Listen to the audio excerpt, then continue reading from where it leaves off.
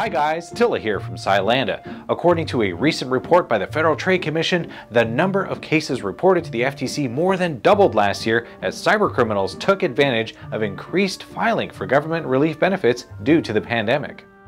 Well, those cybercriminals, they sure don't miss an opportunity, do they? Stick 'em up. Here, take it all.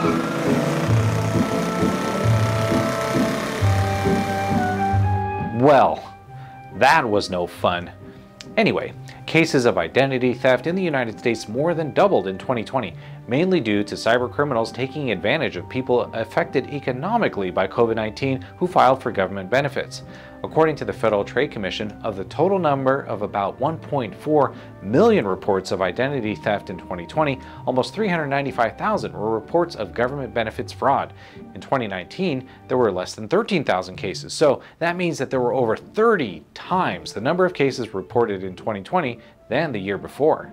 In one high-profile case, rapper Fontrell Antonio Baines, who goes by the stage name Nuke Bizzle, he boasted about perpetrating exactly this crime in his music video, EDD. Now that's a reference to the California Employment Development Department.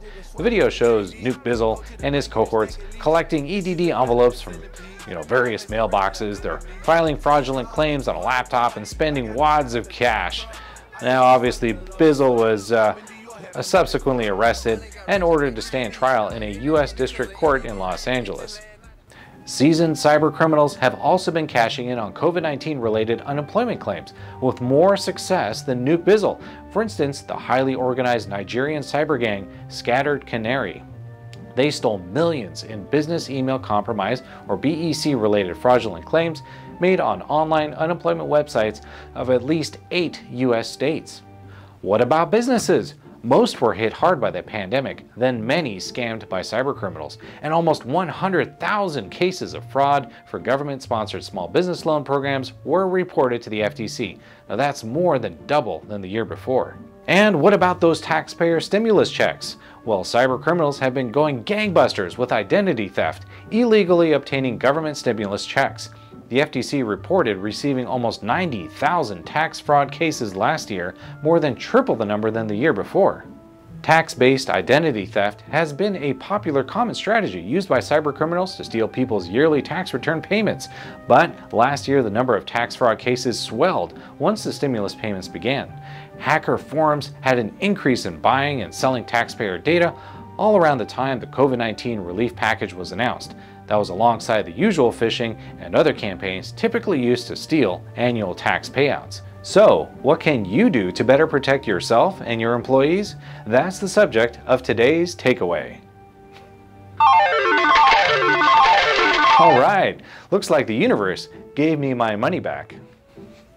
The Federal Trade Commission's website, ftc.gov, it has resources and free events on the topic of identity theft, scams, and tips for consumers and business owners alike. It's a great place to start with improving your company's chances of not becoming a statistic.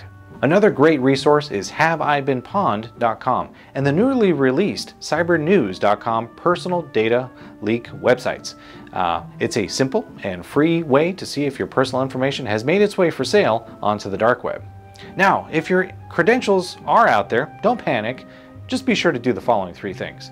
Number 1, change the password for all of your accounts that used the leaked email address.